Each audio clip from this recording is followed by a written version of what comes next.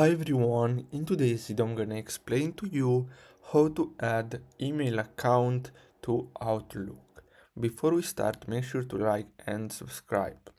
So what you're gonna have to do is simply go to Outlook and then simply click on your profile picture in the top right corner, and then what you're gonna have to do is simply click on sign in with a different account, and then here what you're gonna have to do is simply enter your email and then click on next.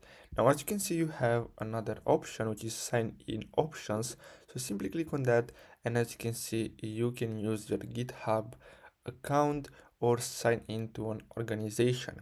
So simply choose any of these, and then you're gonna have to enter the email.